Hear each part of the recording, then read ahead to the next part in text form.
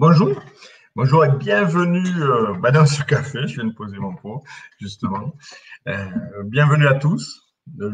J'aimerais bien savoir de quelle région vous êtes. Si vous pouvez afficher vos régions, ça peut être sympa aussi. Le thème d'aujourd'hui, ça sera les dissociations, tous les aspects des dissociations. On va vous parler pendant une petite heure de tout ce qui peut tourner autour de la dissociation, avec des petits exercices simples. Et je ne suis pas seul aujourd'hui. Il y a Christophe qui est avec moi. Hello, bonjour à tous. Bonjour Christophe. On fait comme si on ne s'était pas vu il y a 2 minutes. C'est ça, tout à fait, totalement impromptu, c'est exactement ça. Donc, je te laisse commencer sur le thème, allez. Eh bien, on voulait parler de dissociation parce que c'est souvent un sujet qui revient à la fois en formation, mais aussi dans les différentes lectures et dans ce qu'on peut avoir. Il y a eu beaucoup de questions hier sur les émotions. Philippe nous présentera et je vous présenterai aussi une petite façon d'utiliser la dissociation pour gérer les émotions. Mais avant ça, j'aimerais bien qu'on fasse un peu le point sur les différentes formes de dissociation et sur ce qu'on entend par dissociation. Et avant toute chose, comme à chaque fois, puisque on va être le plus dynamique possible, répondre à vos questions dès que vous en avez, même si vous le savez, on ne peut pas répondre à toutes les questions. Il y en a eu beaucoup, à la fois sur les plateformes YouTube, sur la plateforme Facebook, mais aussi sur les autres supports. Donc, on ne peut malheureusement pas répondre à tout. On aura l'occasion peut-être de le faire un peu plus tard, Philippe, si tu veux bien. Maintenant, l'idée, c'est de pouvoir, avant toute chose, rendre ça dynamique. C'est-à-dire que si vous voulez jouer le jeu, que vous puissiez expérimenter ce qu'on va vous proposer. Et pour démarrer, je ne sais pas ce que tu en penses, Philippe, mais on pourrait peut-être tout simplement commencer par une définition simple de qu'est-ce qu'est la dissociation, qu'est-ce que pourrait être une dissociation. Alors, une définition simple de la dissociation, je ne sais pas s'il en existe vraiment. On va commencer par une première définition. Une première définition, parce qu'il y en a beaucoup de dissociations. Il y a des dissociations qui peuvent être aussi des associations et des dissociations en même temps.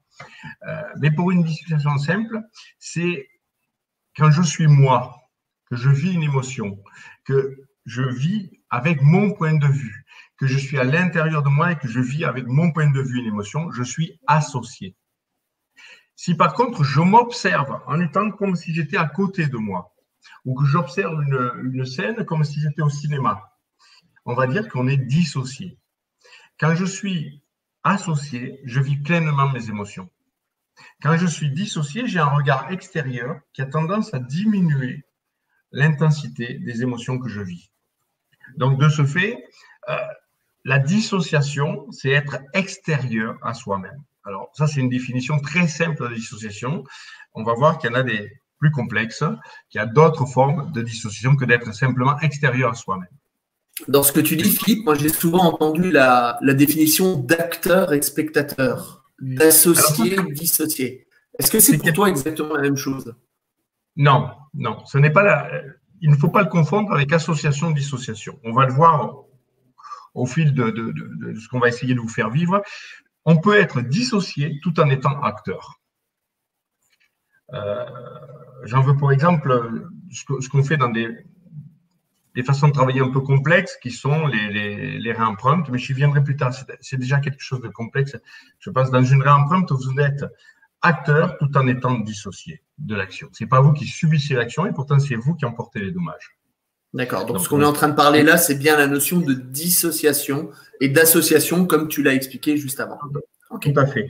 Le fait d'être acteur n'a rien à voir avec le fait d'être associé et dissocié. Ce sont des choses différentes. Malheureusement, c'est une confusion qui existe. Là, on va juste partir sur une définition simple de la dissociation, c'est-à-dire que si vous êtes à l'intérieur de vous-même, vous vivez vos émotions, vous êtes associé. Si vous êtes à l'extérieur de vous-même et observez vous-même ou le reste, vous êtes dissocié. Simple, on verra la complexité après. Ça marche. Peut-être pour vous expliquer la chose et que vous la viviez, parce que c'est quelque chose qu'il vaut mieux expérimenter, je vous propose de faire un petit exercice là-dessus. Un petit exercice. J'espère que tout le monde est connecté, que tout le monde est là, pour que vous puissiez tous en profiter. Si vous êtes assis, confortablement assis, donc positionnez-vous de la manière la plus confortable et juste fermez les yeux Et je vais faire appel à votre imaginaire, je vais faire appel à votre imagination. Sur une expérience qu'on a tous vécue, ou la plupart d'entre nous l'ont vécue. Imaginez-vous, là, les yeux fermés sur votre chaise ou votre fauteuil, imaginez-vous allongé sur une plage. Vous êtes allongé sur cette plage et vous pouvez sentir alors une plage de sable fin. C'est beaucoup plus sympa que des galets. Et puisque j'en parle, vous pouvez sentir les galets ou le sable de la plage sous votre dos. Vous pouvez sentir ce confort ou cet inconfort. Vous pouvez en sentir la chaleur. Vous pouvez sentir comment sur votre dos ce chose se positionne. Vous pouvez bouger pour que ce soit plus confortable. Vous pouvez sentir comment les rayons du soleil, si vous êtes sur une plage l'été, comment les rayons du soleil chauffent votre peau. Comment le sable lui-même ou le sol vous transmet des températures différentes.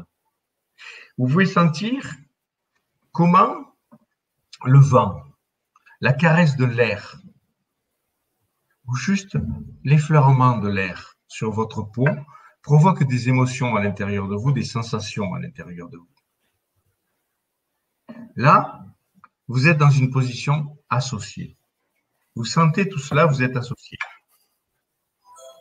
Et maintenant, je vous propose de quitter votre corps, de laisser votre corps étendu sur cette plage et de monter un petit peu au-dessus, 50 cm au-dessus. Vous montez légèrement au-dessus de votre corps à 1 mètre au-dessus de votre corps, puis un peu plus haut. Montez un peu plus haut à 2-3 mètres au-dessus de votre corps, sentir votre esprit.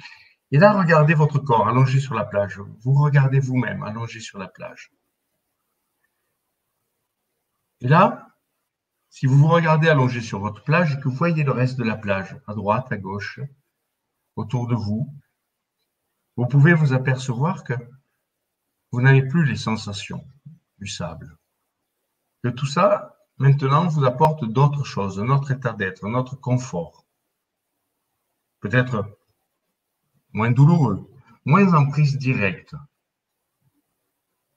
Et ça s'appelle être dissocié. Et maintenant, vous pouvez en profiter 1 seconde ou 2 avant de redescendre tranquillement et regagner votre corps. Et retrouver les sensations du sable, retrouver les sensations de l'air, retrouver votre cœur, votre respiration que vous pouvez ressentir maintenant. Et puis, ne pas oublier que vous êtes dans votre fauteuil, votre chaise, et rouvrir les yeux tranquillement, en ayant vécu les deux positions dans lesquelles nous vivons souvent, associés et dissociés. Alors la dissociation, c'est une façon naturelle, c'est un état naturel.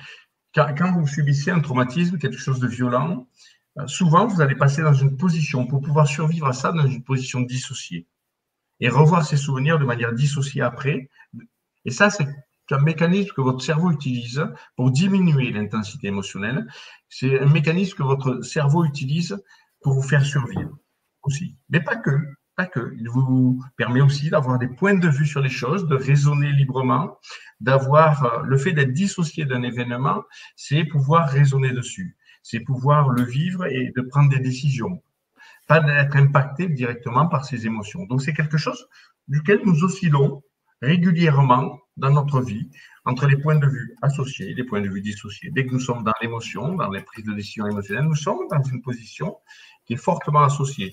Dès que nous réfléchissons avec logique, nous nous mettons un recul par rapport à une situation et nous sommes dans une position qui est fortement dissociée à ce moment-là. Les deux nous sont utiles. Christophe, si tu veux intervenir. Il y a un point important que tu ramènes, bien sûr, dans les éléments traumatisants, on peut avoir cette capacité à se dissocier.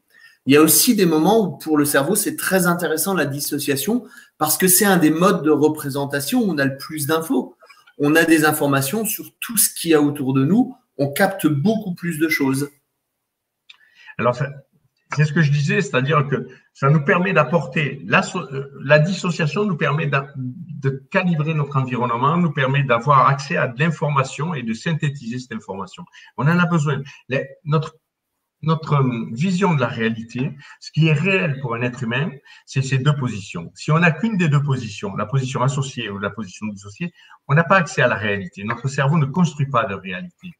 Pour construire une réalité, notre cerveau a besoin de deux points de vue. D'un point de vue analytique, d'un point de vue raisonné, capter des informations de son environnement, et d'un point de vue associé, c'est-à-dire un point de vue où il vit les émotions. Nous sommes avant tout des êtres d'émotions. Les êtres humains ne sont pas des êtres de logique, ce sont avant tout des êtres d'émotions.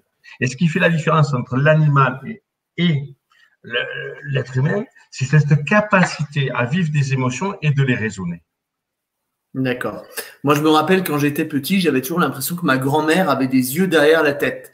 C'est donc qu'elle accédait à cet état dissocié parce qu'à chaque fois que je voulais aller chipper un bonbon, elle avait beau regarder dans une autre direction, elle était capable de dire non, non, non, non, on touche pas. C'est peut-être qu'elle avait accès consciemment à cet état dissocié de pouvoir percevoir son environnement. Et même un peu plus sérieusement, pour avoir travaillé avec des tireurs d'élite, ils m'expliquaient qu'ils ont aussi pris l'habitude de se mettre dans cet état de dissociation pour faire une représentation dissociée de leur environnement, pour pouvoir tenir compte d'autres infos que seulement celles perçues par leurs yeux, quelque part. Je te vois de moins en moins, tu te floutes de plus en plus.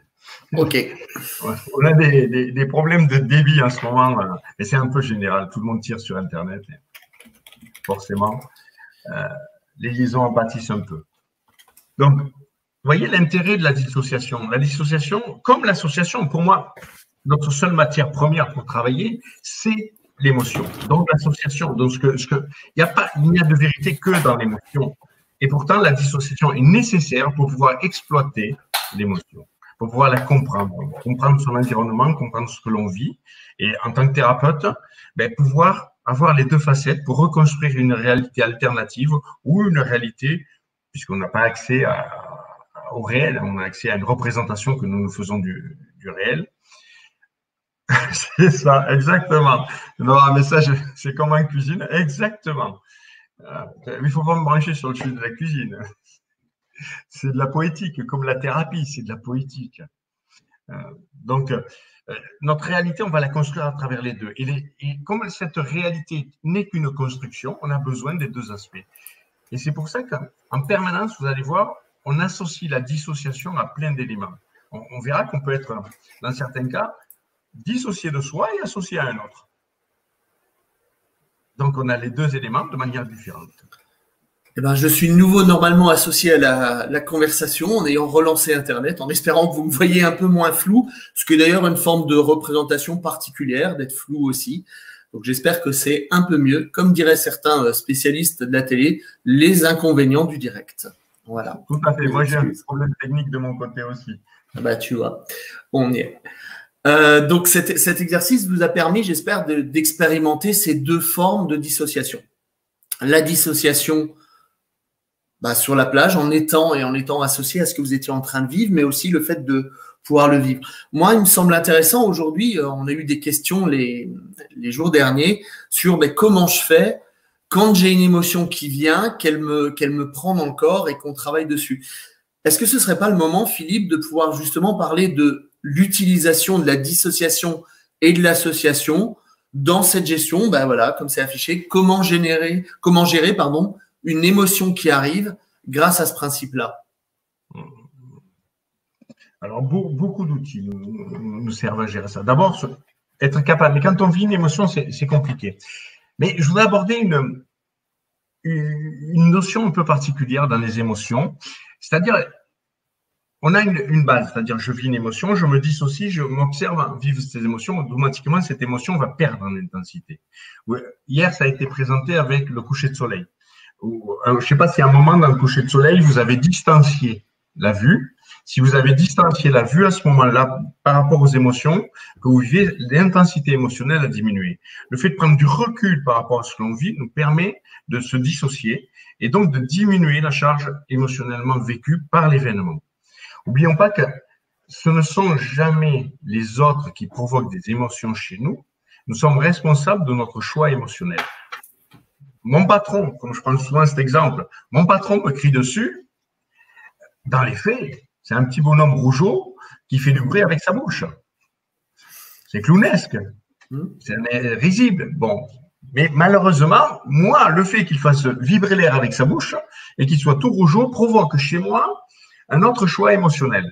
C'est-à-dire que chez moi, je vais me tétaniser, je vais avoir peur, je vais provoquer une émotion chez moi. Mais c'est pas lui qui provoque cette émotion, il n'a pas ce pouvoir. Nous sommes les seuls à pouvoir choisir les émotions que nous vivons. Alors, quand on est en mode robot, on ne les choisit pas vraiment. On les a apprises, vécues, et notre cerveau qui compare ce à quoi on a vécu la chose, où c'est qu'on a appris une émotion, vient réinstaller la gâchette émotionnelle qui a déclenché cette émotion au moment où on l'a apprise. Donc, du coup, on revit une émotion. Ben, c'est pas mon patron qui me crie dessus, c'est mon père, parce que j'ai pas fait un devoir, qui me crie dessus. Et c'est ça que je vis au fond de moi. C'est ça qui revient à la surface. Donc, pour pouvoir prendre du recul par rapport à ça, j'ai besoin de le distancier. J'ai besoin de me positionner ailleurs. Et pareil avec des figures d'autorité. Dès qu'il y a une figure d'autorité, pouvoir l'imaginer dans un autre cadre peut nous aider à se distancier. Après, une émotion, quand on la vit, qu'elle vous angoisse. Alors, il y a des émotions, quand on en parle, on dit elles sont lourdes. Ça me pèse sur les épaules. C'est quelque chose de difficile. Et symboliquement, une émotion, on peut la transformer. On peut aller chercher. C'est une technique qui a été mise au point par Richard Bandler à l'origine, qui permet, qui est dérivée en pas mal de façons de travailler cette chose-là, mais il y en a des simples. Si quelqu'un vous dit « Ah, ça me prend la tête, ça me pèse sur les épaules », si ça vous fait ça, essayez de l'attraper, essayez de le prendre, fermez les yeux et tâtez là votre émotion qui vous prend la tête, elle est là. Elle est là. Si elle vous pèse sur les épaules, attrapez-la et mettez-la devant vous, posez-la devant vous, cette émotion. Sentez-la entre vos mains, comment elle vibre, c'est quoi son rythme, de quelle couleur elle serait, quelle densité elle aurait. Et là, vous pouvez la transformer, la compresser, la broyer. Vous pouvez l'acheter dans certains cas.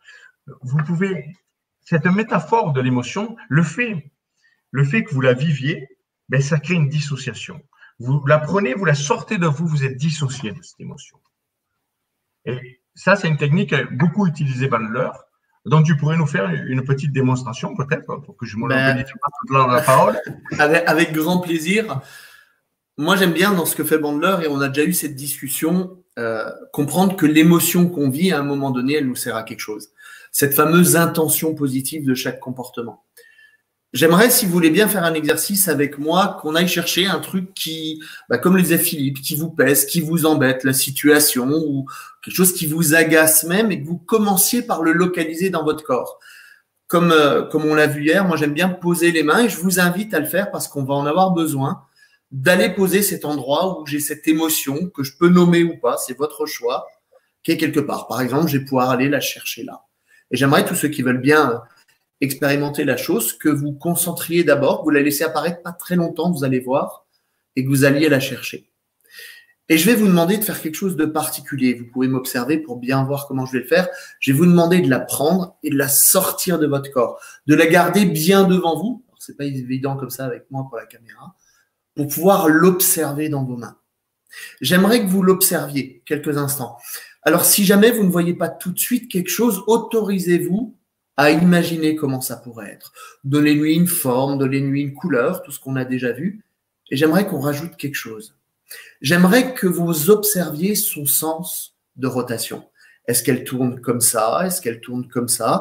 Est-ce qu'elle tourne dans ce sens? Ou peut-être même dans ce sens, je ne sais pas. Mais observez le sens de rotation de cette émotion qui vous encombre aujourd'hui. Et regardez-la bien en la gardant dans vos mains, comme ça, jusqu'à ce que vous observiez son sens. Et là, je vais vous demander d'aller chercher en vous des ressources, parce que vous pouvez le faire, vous le savez, d'aller observer ce sens et de changer le sens de rotation pour commencer.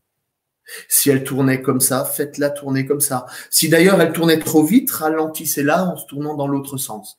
Si elle tournait comme ça, faites-la tourner comme ça, jusqu'à ce que ce soit possible. Jusqu'à ce que vous sachiez que dans vos mains, là, le sens et la vitesse de cette émotion est plus cohérent avec ce que vous voudriez vivre. Et quand vous l'avez fait, quand vous en êtes sûr, quand vous le savez, quand cette partie de vous, c'est exactement, faites-lui confiance, hein, que c'est le bon moment, j'aimerais que vous la remettiez au même endroit, juste pour expérimenter. Et que vous observiez maintenant comment elle a pris un autre sens en changeant de sens. Bah oui, on sait tous que quand on change le sens des choses, ça donne un autre sens aux choses, non? Alors regardez comment maintenant, en l'ayant modifiée, elle prend un autre sens, une autre façon de voir les choses, et faites les transformations nécessaires pour qu'elle prenne sa juste place. Parce que comme vous le savez, si elle était là à un moment donné, quelle qu'elle soit, c'est qu'elle avait forcément une intention positive. Puis quand c'est bon pour vous, vous pouvez laisser retomber les mains et voir comment ça change, ça s'adapte. Dans cette systémie intérieure que vous avez, comment les choses s'installent sereinement, calmement, la meilleure façon pour vous, et que les choses vont être peut-être différentes. Puis quand c'est totalement bon pour vous, posez-vous quelques instants, puis on va pouvoir continuer, simplement. Voilà une des façons de faire aussi sur le travail du sens et de l'émotion. C'est d'ailleurs quelque chose, Philippe, qu'on voit sous une autre forme aussi quand on fait du DNR. Hein. On pourrait faire autre chose à chaque fois, ce qui est mieux au moment où on l'a pour nous, cette émotion. C'est une technique qui a été mise au point, tout ce qui est retirer l'émotion du corps, le retravailler, en voir la densité, la transformer. C'est tout un ensemble de techniques qui a été mis au point à l'origine dans le Design Human Engineering par Richard Bandler, qui a été repris par Tim Horton, qui l'a poussé encore plus loin. Par exemple, la spirale, il a fait s'envoler dans l'univers et revenir avec des cadeaux. Il fait des choses assez fantastiques. J'adore Tim Horton. C'est quelqu'un de gentil, de fabuleux, d'une simplicité et d'une créativité sans borne. J'aime beaucoup. La personne qu'il est, une belle âme. On peut faire plein de choses, mais puisque être dissocié, c'est aussi être dans l'émotion. Associé et dissocié sont inséparables. Pour autant, souvent, on enseigne les choses de manière simple. C'est-à-dire, vous vivez une émotion. Cette émotion que vous vivez, je suis en colère. Ok, je suis en colère, je voudrais quitter la colère. Mais ce qu'on dit là est faux. On n'est pas juste en colère. On a des empilements d'émotions. En réalité, c'est des empilements d'états. Nous, on appelle ça des états. On dit on vit une émotion, c'est faux. Est-ce qu'il vous est déjà arrivé d'être en colère et de vous en vouloir en même temps d'être en colère? D'être en colère, de vous en vouloir d'être en colère et d'être content d'être en colère, paradoxalement. C'est des choses qui me sont aussi arrivées. Des fois, on peut empiler 3, 4, 5 états comme ça à l'intérieur d'une simple émotion. Alors, l'émotion est plus complexe. C'est pas juste de la colère. Et si on traite que de la colère, non. Il y a une cause plus profonde, des croyances sous-jacentes, des choses comme ça qu'il faut traiter. Et le seul moyen de pouvoir les analyser, c'est de pouvoir en sortir. Et souvent, je disais tout à l'heure que c'est mon patron qui me crie dessus, qui me met dans ces états-là. Non, c'est moi qui les choisis. Tout un tas de raisons. En mode robot, je ne choisis pas mes émotions. Un PNListe va choisir ses émotions, va constater qu'il vit ça, se dissocier, changer le déclencheur, changer la gâchette, ou par ancrage, transformer l'émotion qu'il vit. Et pour ça, il faut pouvoir accéder à la dissociation. Mais souvent, dans les conflits qu'on a avec d'autres personnes, on ne se met pas à la place de l'autre. Se mettre à la place de l'autre permet de comprendre comment l'autre vit la chose. Mais pour ça, il faut pouvoir se dissocier. Se dissocier et s'associer à l'autre. C'est ce qu'on fait, par exemple, avec ce qu'on appelle les positions perceptuelles. Bien sûr. Les positions perceptuelles, c'est être capable de se mettre à la place de notre interlocuteur qui nous agace, de voir comment lui vit ses émotions. Et pour ça, il faut que moi, je sois dissocié des miennes pour pouvoir me projeter dans les siennes. Mais il y a une petite difficulté quand même dans le tourniquet des perceptions et dans les périodes comme on a aujourd'hui. J'entendais des gens dire, et sur Facebook autre chose, hein, bien entendu, ah ouais, mais regarde ces gens qui nous dirigent, ils nous comprennent pas, ils se mettent pas à notre place. Mais il faut aussi être capable de se mettre à la place de l'autre, y compris quand on est en conflit. Être dissocié de soi, mettre près quelques instants, aller à s'associer à l'autre, même si c'est pas forcément la personne qu'on apprécie le plus. Ne jamais perdre de vue que l'autre a toujours une intention positive. Donc, le fait de pouvoir m'associer à l'autre. Faites l'expérience avec les gens que vous connaissez le mieux. Vos parents, votre conjoint. vos enfants, dans certains cas, ça, souvent on a des conflits avec les enfants, et si on se met à leur place, de leur point de vue, rentrer dans leur corporalité. Vous voyez, moi j'ai des enfants un peu grands, encore un peu ados pour certains, et quand je rentre dans leur corporalité, je comprends que les discours de logique que je peux tenir, quand ils sont reçus comme ça, ne leur font ni chaud ni froid, que eux vivent autre chose et ont besoin d'autre chose. Et si je me mets dans leur corporalité, que je fais aussi référence aux jeunes adultes que j'étais dans le temps, je peux revivre les émotions et comment mon discours est perçu par eux. Et du coup, je peux adapter mon discours. Mais si je me dissocie pas de moi, je ne peux pas adapter mon discours. Je reste dans ma façon de penser, qui est conditionnée par mon ressenti. Et la force de la dissociation, c'est vraiment d'apporter un autre ressenti, de quitter son ressenti pour pouvoir. Vous pouvez pas remplir un bol qui est déjà plein. Donc, il faut que vous vous dissociez pour pouvoir comprendre ce que vit émotionnellement l'autre. Oui, parce que si tu amènes ta propre émotion, ta frustration, ton énervement ou même ton incompréhension par rapport à l'action de tes enfants, par exemple, si on reste dans le cadre du confinement et du fait, moi je vis avec 4 jeunes filles de bas âge jusqu'à… C'est pas toujours évident tous les jours, surtout quand tu leur dis à 14 heures, on est bien d'accord, plus d'internet, plus rien, vous me laissez la ligne. Si je me mets pas un tout petit peu à leur place, ça risque d'être compliqué. Mais si je reste avec mon point de vue à moi, quand je vais me mettre à leur place, quelque part, c'est comme si je parlais à un miroir, ça n'a pas vraiment de sens. Le fait de pouvoir se permettre de me vider de moi, de me totalement me dissocier avant de s'associer. Dans le tourniquet des perceptions, c'est de temps en temps l'erreur qui est faite, c'est que les gens veulent aller dans la position de l'autre avec leur propre point de vue.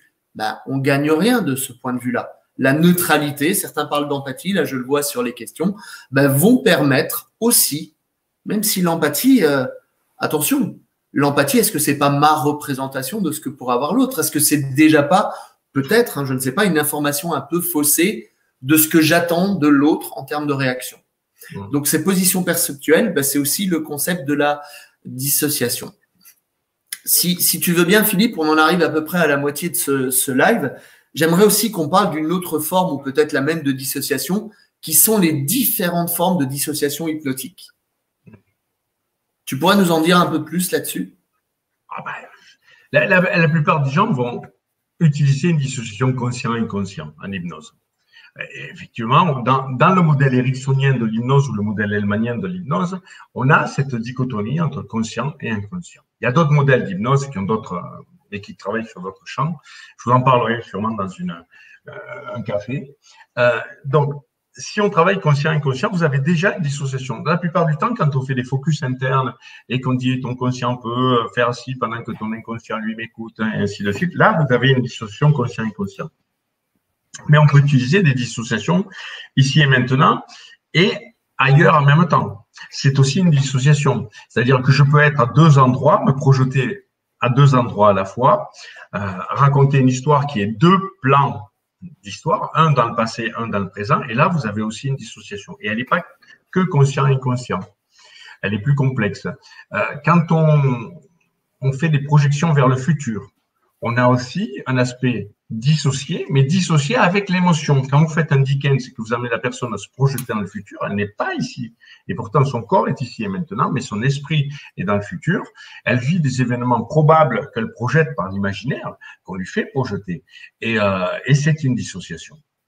Alors, c'est des dissociations qui sont plus conversationnelles, mais vous avez aussi des dissociations temporelles, vous avez aussi des dissociations. Si je crée, par exemple, des parties chez la personne, et ceux qui sont formés savent qu'on peut créer des parties chez la personne pour résoudre des problèmes. La partie de toi qui gère le problème, pendant que la partie de toi qui crée des solutions, qui est ton imaginaire. J'ai une dissociation. Et je peux créer comme ça plusieurs parties. La partie qui gère le problème, la partie qui est l'imaginaire, et la partie de toi qui sait ce qu'elle veut vivre. J'ai 3 parties de la personne différentes et complémentaires comme des pièces d'un puzzle. C'est une métaphore, hein. On ne fragmente pas la personne, c'est pas de la schizophrénie. Mais en créant ces parties-là, je crée de la dissociation. Et il y a beaucoup de façons de faire de la dissociation. Ces façons-là, faire vivre 2 émotions différentes à une personne, c'est de la dissociation. Quand on fait une négo entre parties, par exemple, une négociation entre parties, je ne veux pas rentrer de manière très technique, mais on crée chaque fois quelqu'un qui s'exprime différemment, on fait soit le sujet sur une chaise ou sur une autre chaise, on est sur des aspects dissociatifs, puisque le soi présent est observateur de la chose, et on a plusieurs sujets qui vont apporter des points de vue et vivre des choses complètement différentes. C'est de la dissociation. La dissociation, c'est vraiment un outil majeur qui nous permet d'aller au fond des problèmes et d'analyser tout ce qui s'y passe et de faire exprimer des conflits internes. Des conflits internes qui, sans elles, ne pourraient pas apparaître en surface. Je vois là dans les questions, et moi, c'est un modèle que j'utilise beaucoup, c'est le modèle de Walt Disney ou Léonard de Vinci. Cette notion de partie où on va pouvoir aussi exprimer à partir des parties de nous, hein, ça reste nous, tu l'as dit, il n'y a pas réellement de fractionnement, mais pouvoir faire des échanges.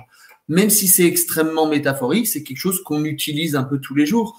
Hier, j'en parlais, cette histoire du petit diable rouge de ce côté ou de ce côté, de l'autre petit diable blanc qu'on voit dans les Tex Avery. C'est quelque part aussi cette notion de partie qui a besoin de s'exprimer.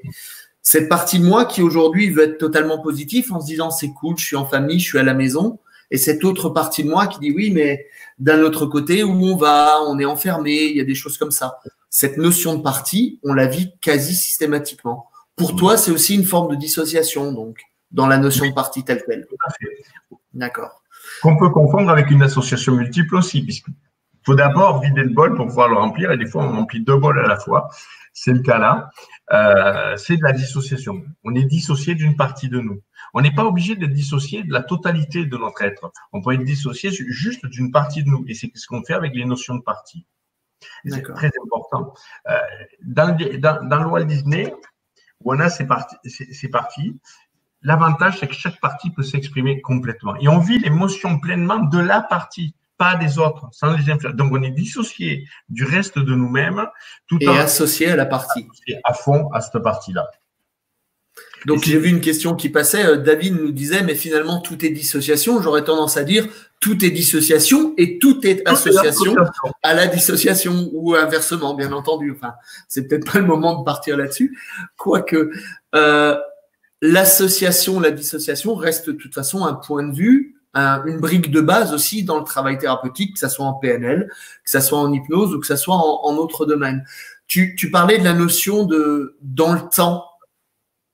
Et je crois qu'aujourd'hui, c'est important aussi d'aller se souvenir des moments, ça sera le thème d'ailleurs d'un café Synapse demain, sur la notion de régression, je crois aussi, mais d'aller se souvenir de tout ce qu'on a déjà vu positif et pouvoir aussi l'amener dans le futur. Certains le disaient sur le chat, hein, en disant peut-être qu'aujourd'hui, c'est juste une parenthèse et que derrière, va bien sûr avoir plein de choses positives, des nouveaux apprentissages. Alors, autant mettre ce qui est positif aujourd'hui et être totalement associé au positif en se dissociant des choses qui sont peut-être moins agréables, tout en s'autorisant, et attention, ça devient peut-être un peu complexe ou pas, en se dissociant pour aller dans le futur, pour s'associer aux choses positives qu'on veut y mettre. Enfin, je ne sais plus très bien où j'en suis maintenant, mais en tout cas, tout ça n'est qu'une question de dissociation et d'association. Oui, tout à fait. Dans la plupart de nos protocoles, on fait ce qu'on appelle un outil thérapeutique majeur qui s'appelle le pont vers le futur. Qui est juste une projection de qu'est-ce qu'on vivrait quand ce serait atteint. Quand votre projet sera réalisé, qu'est-ce que vous vivrez? Ça, c'est de la thérapie orientée solution. Hein. C'est un outil majeur de la thérapie orientée solution. C'est qu'est-ce que vous allez vivre. Et du coup, on se dissocie de la position actuelle pour se projeter dans une situation future. Et s'associer complètement, totalement, pour vivre émotionnellement la réalité de et pour notre cerveau, ce futur vécu en réalité émotionnellement et qu'on analyse aussi depuis le point de vue d'aujourd'hui, c'est une réalité. Notre cerveau ne sait pas faire la différence avec une construction et une réalité. S'il y a les deux aspects, association, dissociation, on a une réalité. D'où la force des projections vers le futur. Si on se projette dans le futur et qu'on le vit émotionnellement et analytiquement depuis le point de vue d'aujourd'hui, on a une réalité qui est construite donc d'une sacrée ressource pour notre cerveau. Aller vers un projet alors qu'on sait comment il sera, qu'il existe déjà, qu'on l'a déjà créé, c'est grandement facilitateur. Oui, c'est des protocoles qu'on voit, que ce soit en hypnose ou en PNL, de projection dans le futur, de pseudo-orientation du temps, où quelque part, le temps est aussi une construction pour notre cerveau, hein. Non seulement la visualisation, mais le temps aussi. Donc, seul existe le temps T, le temps présent. Okay. Mais là, il y aurait un gros débat philosophique là-dessus. Ouais. Ça marche. Alors, on regarde dans les questions. Oui, je regarde dans les questions. Là, il y en a une qui est intéressante, même si elles le sont toutes, bien entendu, hein. Est-ce qu'on peut utiliser la dissociation avec un groupe? C'est Philippe qui nous pose la question. Oui, c'est-à-dire faire une séance de groupe et faire dissocier tout le groupe. Alors, on va laisser à Philippe le soin de nous répondre en live, s'il veut bien. Faire des séances de dissociation ou dissocier des personnes, bien entendu. Maintenant, pour le reste, dissocier tout un groupe. Est-ce que dans cette notion de communauté dans un groupe, il n'y a pas aussi une notion de dissocier de soi pour appartenir au groupe? On est peut-être dans un aspect un peu plus systémique. Chez Robert Dills a rajouté dernièrement une nouvelle position perceptuelle. Il aime bien faire des petits ajustements, puisqu'il a rajouté un P5 qui serait le nous, voire le monde en entier. Donc, on s'associerait à l'intégralité de l'humanité. Donc, Philippe nous répond en coaching collectif. Oui, bien sûr, bien entendu, de permettre de prendre un point de vue. Dans le cadre de l'entreprise, moi, j'ai beaucoup travaillé en entreprise, c'est très intéressant de rajouter le point de vue de l'entreprise en tant qu'entité, en tant que partie globale. Donc, leur demander de se dissocier de leur propre réalité de terrain. Alors, c'est pas, alors attention, en aucun cas il s'agit de la nier, mais c'est juste s'en dissocier suffisamment pour gagner un point de vue différent. Et je pense que dans les jeux d'équipe et dans la plupart des team building en coaching collectif, on va utiliser la dissociation. Des fois, elle est ne serait-ce que temporelle et contextuelle. Le fait de sortir des gens en coaching de leur environnement de travail où le patron va se retrouver à ramer sur le même radeau, alors plutôt qu'un radeau, prenez un kayak quand même, hein, que son employé va permettre de découvrir de nouvelles choses. C'est pour moi aussi une forme de dissociation. C'est déjà, il faut rappeler que dans les positions perceptuelles, parce qu'on a évoqué les positions perceptuelles, on a 4 positions de base. Soit l'autre, un observateur extérieur qui est dans la culture, qui est capable de comprendre ce qui se passe culturellement, et un observateur extérieur, la position 4, qui est soit dissocié dans le temps, et donc on a cette relativité liée au temps, soit dissocié culturellement. C'est-à-dire qu'il est acculturé, il ne comprend pas ce qui se passe, il regarde des fourmis qui s'agitent sans comprendre ce qui se joue dans la systémie des fourmis.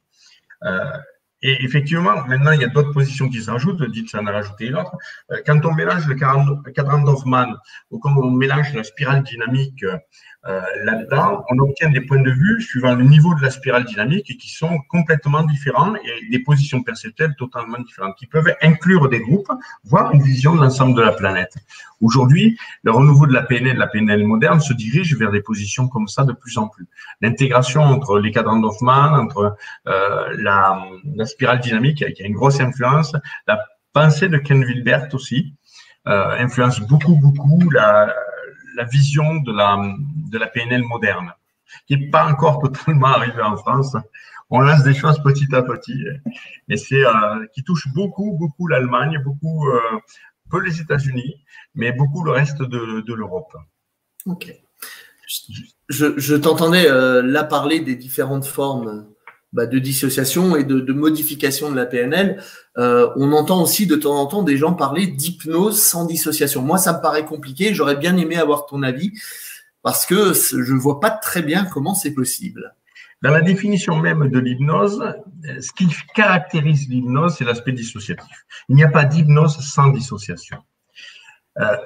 Si on fait de la relaxation, si on fait de la méditation, l'hypnose sans dissociation, c'est de la relaxation. Si elle est vraiment sans dissociation. La méditation, alors méditation c'est très vaste, il y a beaucoup de formes de méditation différentes. Hein.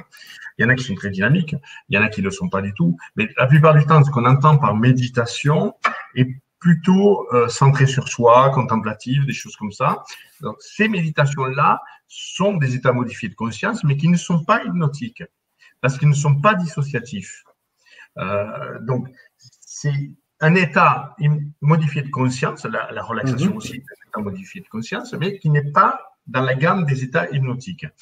La confusion vient souvent du fait qu'on dit qu'on fait de l'hypnose sans dissociation, mais qui n'est pas, en réalité, c'est une autre forme de dissociation.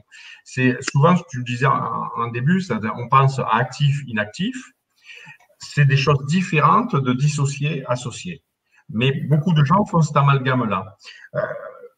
Il y a quelqu'un, par exemple, alors souvent, on va faire des extensions de champ de conscience ou de l'hyperconscience en disant que c'est de la non-dissociation. C'est faux. L'hyperconscience ou l'extension de champ de conscience, ce sont des autres formes de dissociation. On peut être dissocié tout en étant plus dans l'émotion, paradoxalement. Je vois des choses en France, parce que certaines formes d'hypnose, bien qu'anciennes, ne sont pas très connues en France. Il y a un Américain qui s'est beaucoup inspiré, qui a créé un mouvement hyper célèbre dans l'hypnose, mais pas du tout connu en France. Malheureusement, oui, on est pauvre de ce côté. On est les meilleurs en ericksonien, mais toutes les autres formes d'hypnose, on est un peu passé à côté, c'est dommage. Mais ça vient, ça commence à arriver. Donc, cet Américain s'est inspiré des effets, des caissons d'isolation et du LSD aussi. Il a voulu reproduire ça sans drogue, sans caisson d'isolation, reproduire ça par une forme d'hypnose particulière. Et il a mis au point une forme d'hypnose particulière, Hyper-Imperia, qui est une forme d'hypnose en extension de champ de conscience, avec des protocoles très célèbres à l'intérieur, comme la montgolfière qui monte, des choses comme ça. Ça, c'est une forme à la fois agissante, qui se voudrait dissociative, mais qui n'est pas une dissociation. Qui est une dissociation plutôt, mais qui n'est pas une association pure. Elle est autre chose. Elle est une extension du champ de conscience. Et cette extension, c'est une forme dissociative aussi. Et c'est une forme qui est tellement sûre qu'en hypnose, quand on travaille avec ça, on évite plein de problèmes qu'on pourrait avoir avec une forme d'hypnose plus centrée sur soi. Les focus internes qu'on voit tout le temps, malheureusement, l'hypnose, le focus interne, c'est souvent une tranche de base, une tranche qu'on apprend aux débutants, et que malheureusement, je vois souvent des focus internes gérés comme des transes permanentes. Tout le monde fait du focus interne. L'hypnose, c'est beaucoup plus riche, beaucoup plus vaste que ça. Tu nous ferais pas une petite démo d'extension? Voilà, c'est ce que j'allais te proposer, de faire une démo, d'aller expérimenter peut-être quelque chose de différent. Alors, pour démarrer, je vais juste vous proposer de vous installer aussi confortablement que ça puisse être à l'endroit où vous êtes. Et puis, vous pouvez fermer les yeux tout de suite ou attendre quelques instants ou même les garder ouverts. Quoique vous allez constater qu'en fermant les yeux, ça permet souvent de bien mieux imaginer. Imaginer et déjà prendre conscience de votre corporalité. On ne va pas aller bien loin parce que la conscience de notre corps, on l'a déjà comme ça en nous. Mais prenez conscience de tout votre corps à l'intérieur pour démarrer. Puis cette conscience, j'aimerais que vous la laissiez grandir jusqu'à prendre conscience des limites aussi de votre corps. Des limites de votre corps. Puis on va aller encore plus loin. Comme si le temps n'avait plus d'importance. Et tendre encore cette conscience à tout ce qu'il y a autour de vous. Ça peut être l'ameublement, ça peut être l'endroit où vous êtes, que ce soit un immeuble, que ce soit une maison. Et puis j'aimerais que vous laissiez encore cette conscience grandir, comme peut-être une bulle, un nuage qui est bon pour vous, mais qu'elle s'étende de plus en plus. Comme si cette conscience maintenant pouvait être tout autour du bâtiment, avec vous à l'intérieur, les autres personnes bien entendu, mais comme si vous pouviez sortir de chez vous en prenant conscience de tout votre environnement, d'imaginer là peut-être un arbre, là peut-être une autre maison, le quartier, et laisser maintenant, grâce à cette conscience, on va s'élever un peu plus haut, comme si on montait au-dessus de l'endroit où vous êtes. Chacun d'entre vous peut être différent, et se laisser prendre conscience de tout l'environnement, le village, la ville, le quartier, puis grandir encore, aller plus haut, s'élever encore. Prendre conscience, cette fois-ci, de la région, reconnaître ici une forêt, là un lac, peut-être certains déjà l'océan ou la mer, une montagne, et prendre conscience de tout l'environnement autour de vous. Le laisser grandir en vous. Et puis on va aller encore plus loin. Commencez à prendre conscience, parlons un peu géographie, de l'Europe, puis des autres continents, jusqu'à laisser cette conscience prendre conscience de tout ce qu'il y a jusqu'à un endroit particulier de l'atmosphère, la stratosphère. Il paraît que là-haut, on peut y voir la courbure de la Terre. Alors, prenez conscience de la Terre dans son entièreté. Comme si à l'intérieur de vous, vous pouviez prendre conscience de toute cette Terre sous vous, en toute sécurité. Et j'aimerais que cette conscience, quelques instants, vous la tourniez vers cette aurore boréale, là au loin. On dit qu'à un endroit, là-haut de la Terre, on peut voir systématiquement les levées et les couchers de soleil et toutes ces couleurs magnifiques. Observez. Et maintenant, tournez votre attention et votre conscience vers l'espace infini. Comme si vous pouviez prendre conscience de l'ensemble des étoiles, de l'ensemble des soleils, de l'ensemble des planètes. Et d'y trouver dans cet espace quelque chose qui vous fait du bien. En prendre conscience. Et puis s'y laisser là-haut, en prenant conscience de chaque instant, pour prendre quelque chose de nouveau. D'aller plus loin, d'être juste bien ou ce qui est bon pour vous, juste en prenant conscience de tout cela. Puis, remettre votre attention et votre conscience sur cet endroit particulier. Vous savez, là où on peut voir la courbure de la Terre. Puis focaliser cette conscience pour descendre à travers les couches de l'atmosphère. Laissez votre conscience, tel un guide, vous ramener vers cet endroit de notre Terre, là où vous êtes. Vous le savez aujourd'hui parce que vous en avez encore conscience et comme attiré, vous rapprochez de cet endroit de France ou d'ailleurs, dans le monde d'ailleurs, puis de votre région. Reconnaître ici cet arbre, là cette rivière, peut-être cet océan ou cette mer. Et encore prendre conscience de plus en plus que vous vous rapprochez de votre quartier, de votre ville, de votre bâtiment.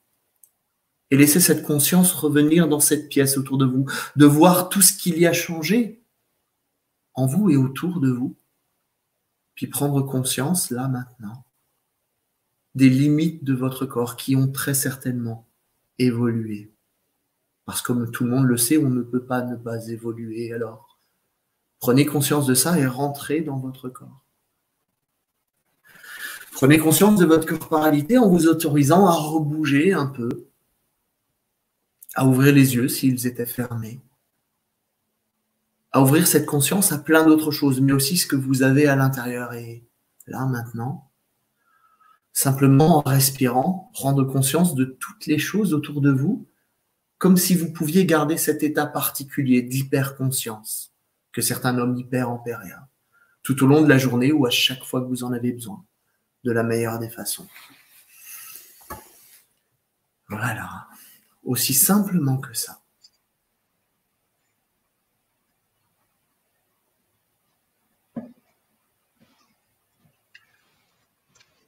On y est. Bienvenue. C'est un protocole de base d'Hyper-Imperia qui est assez fantastique. Hyper-Imperia, c'est plein d'approches, c'est plein de façons de faire de la transdynamique. J'entends des transdynamiques en hyper-extension, justement, en champ de conscience des choses complètement différentes de ce qu'on fait en hypnose ericksonienne. Alors, c'est pas de l'hypnose ericksonienne, hein, c'est de l'hypnose hellmanienne, mais Erickson utilisait l'extension de champ de conscience aussi. Les focus internes, Erickson les utilisait très très peu au final. Il utilisait beaucoup le corps pour ça, mais aussi l'extension de champ de conscience. Donc, il y a toute une palette, l'hypnose, c'est toute une palette de façons d'induire la transe qui sont totalement différentes, mais qui passent par la dissociation, forcément, parce que vous ne pouvez pas être en vision de la Terre, en vision de tout ça, être hors de votre corps. Dans votre corps, vous y êtes. Donc, vous êtes forcément dissocié quand vous faites ça. Là, c'est une dissociation spatiale, en l'occurrence. Elle peut être temporelle, aussi on peut l'utiliser de manière temporaire. Et puis, quand vous avez des douleurs, des choses comme ça, il y a une façon de l'utiliser qui peut être sympa aussi, qui est tout le temps sur cet axe-là. Là, tu l'as fait en axe montant, Christophe. Bien sûr. On peut le faire aussi en axe descendant. C'est-à-dire que, et c'est pas mal pour évacuer, on l'utilise beaucoup pour le traitement des douleurs et des choses comme ça. En hypnoanalgésie, bien sûr, ouais. Beaucoup. Et de l'anxiété. L'anxiété aussi, ça peut marcher très bien comme ça. Si vous voulez, je vous propose une petite expérience dans l'autre sens à ce moment-là. On ne va pas descendre au centre de la Terre. Hein. Donc, restez sur vos fauteuils, restez sur vos sièges bien confortablement installés. Fermez les yeux.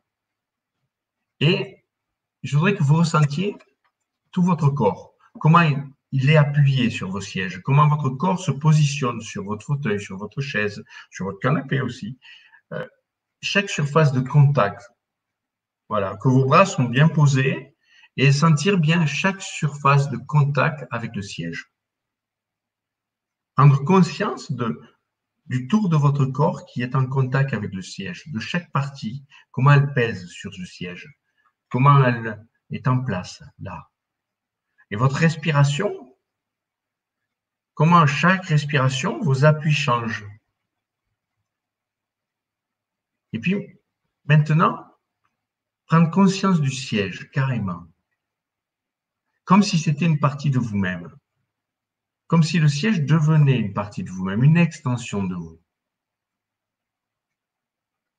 Et quand le siège devient comme ça, une extension de vous, un prolongement de votre corps, à ce moment-là, vous pouvez sentir avec quoi est en contact votre siège, comment il est posé sur le sol. Comment est le sol au-dessus de vous? Et maintenant, laissez votre conscience glisser dans le siège, comme si c'était vous. Le siège et vous ne faites plus qu'un. Et vous pouvez commencer à sentir comment le siège, lui, est posé sur le sol et comment votre conscience commence à descendre sur les points de contact avec le sol. Et vous pouvez accroître encore votre conscience et la laisser descendre dans le sol, carrément. Le sol, le siège, et vous ne faites qu'un. Laissez-vous glisser comme un liquide qui se répandrait à l'intérieur, où vous agrandissez votre champ. Votre champ de conscience devient de plus en plus grand. Comme une énergie qui se déplace à l'intérieur du siège, à l'intérieur du sol, qui vous englobe tout, qui maintenant se répand de plus en plus sur le sol. Et le sol est en contact avec les murs. Et vous pouvez sentir votre conscience maintenant passer du sol dans les murs, englober le sol, englober les murs, englober le siège, englober votre corps. Et sentir toute l'énergie des murs, du sol, qui ne fait qu'un avec vous. Sentir que c'est vous qui maîtrisez toute cette énergie. Et aller plus loin, descendre votre énergie jusque dans votre environnement, plus bas, plus loin, dans les autres murs, dans les autres étages, dans les autres sols, dans la terre, s'il y a de la terre. Vous êtes. Et maintenant, permettre à toutes les douleurs, toutes les tensions de votre corps de s'évacuer dans les sols, de s'évacuer dans le mur. Et de voir comment ces tensions maintenant descendent et se répandent, vont dans les murs, vont dans le sol. Comment ces douleurs s'évacuent à ce moment-là. Comment elles vous quittent pour aller dans ce qui est encore vous, qui est plus grand. Dans le vous plus grand, où vous prenez conscience de ces énergies universelles qui sont déjà présentes aux endroits où vous vous trouvez, ces énergies positives dont tout regorge. Et laissez vos tensions, vos douleurs à ces endroits-là pour qu'elles soient nettoyées. Et puis, maintenant que vous avez fait l'expérience d'être votre maison, d'être votre appartement, d'être votre lieu, revenir, remonter, laissez votre conscience remonter dans votre corps, remonter dans la chaise, remonter dans des murs dans le sol, du sol dans la chaise, et puis dans vous. Vous réunifiez en laissant les parties douloureuses et les parties tendues à l'extérieur, dans les murs, les laissant là.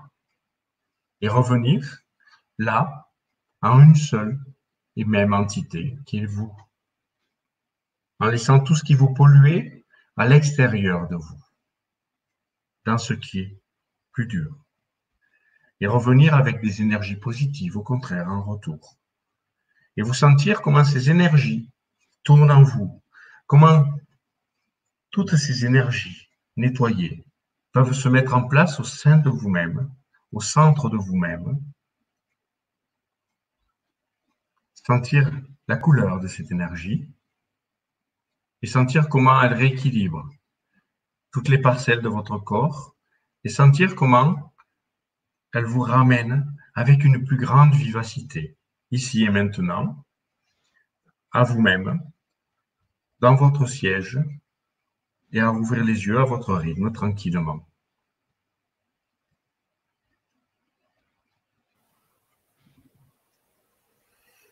Bonne expérience. Ah bah bon voyage, tu m'étonnes. On peut aussi faire ça parce qu'on est obligé de se dissocier pour s'associer à des choses immatérielles. Immatérielles, mais dans lesquelles on peut puiser énormément d'énergie. On peut puiser beaucoup de choses et beaucoup de ressources. En fait, il n'y a pas de limite à ce à quoi on pourrait s'associer quelque part quand on y pense. Ouais. Donc, c'est positif pour nous. Il faut être capable de se dissocier, de quitter l'observation de nous-mêmes pour aller plus loin. J'ai les pommes des mains et les plantes des pieds qui chauffent et fourmillent. Dans l'expérience. Super. Ok. Philippe, on arrive à la fin de notre. C'est ce que je vois, c'est trop court.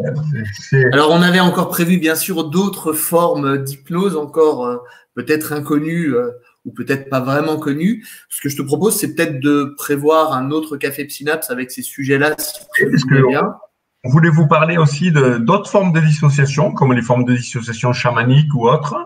On va les garder pour un prochain Café Psynaps. Il va y en avoir tous les jours pendant quelques semaines. Donc, j'avais quelques douleurs qui ont disparu. Merci de ce retour. Génial. La migraine est passée dans le sol 13. Bon, profitez de tout ça pour le refaire. Hein. Vous-même aussi, on a parlé d'autres sujets déjà hier sur le côté auto-hypnose. C'est tout à fait des choses qu'on peut faire régulièrement, ce genre de protocole. C'est d'ailleurs comme ça qu'on l'enseigne aussi en hypnoanalgésie, Philippe, hein, en auto-hypnose pour les gens qui ont des symptômes douloureux, pour laisser amener la douleur, mais on peut aussi le faire. Certains nous parlaient d'angoisse ou de choses un peu particulière, d'aller plus loin. Est-ce que tu peux nous parler justement, il y a des gens qui disent on a hâte d'aller un peu plus loin, nous parler de ce qui va arriver dans les prochains jours? C'est un peu des improvisations aussi, on répond aux questions et puis c'est un débat entre nous aussi, donc il y a un côté improvisé. Dans les prochains jours, on a, alors je prends ma liste parce que je n'ai pas tout en tête. Demain, je vais être avec Jean-Charles et essayer de vous parler de tout ce qui est voyage un peu dans le temps, diverses formes de régression, que ce soit thérapeutique ou autre, ou touristique, peu importe. On va essayer d'aborder toutes les formes de régression et on s'apercevra que dans les régressions, il y a plusieurs types de régressions et plusieurs façons de faire des régressions qui ne donnent pas les mêmes résultats en fonction d'eux. Donc là, ça sera peut-être un petit peu plus technique que ce qu'on a fait ces derniers jours. On va essayer de rester simple et de ne pas s'embarquer dans le trop technique. Après, on aura, je vais vous donner un petit peu le programme. Je crois qu'après, on va aborder la sophro. On va aborder la sophro avec Suzanne et Fred. Je crois que c'est jeudi. Vendredi, si je ne me trompe pas, si, on va vous parler un peu d'analyse transactionnelle avec la gestion des conflits. Normalement, Céline, avec Jean-Dominique, très certainement, vont intervenir sur la gestion des conflits. Samedi, quelque chose d'actualité dans ces moments où on est un peu confiné, légèrement. Couple et sexo, avec Stéphane et Laure. qui interviendront sur couple sexo. Dimanche, Jean-Do et Céline vous feront découvrir le mindfulness. Alors, proche de la méditation, effectivement, des belles découvertes en perspective. Lundi, on a la chance d'avoir Alain Héril qui sera avec nous comme invité lundi, avec Laura, qui vont vous parler de sexo. Lundi, la parole sera à la sexo. Mardi, Christophe, lundi, mais je t'ai décalé. Ouais, je t'ai décalé, je suis désolé. Je t'ai décalé. L'auto-hypnose, ce sera votre cours d'auto-hypnose. La deuxième volet sera mardi. On avait annoncé lundi, mais ça sera mardi.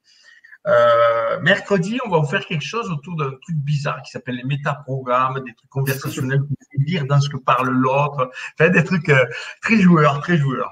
Ça va être avec Fred et Jeannette.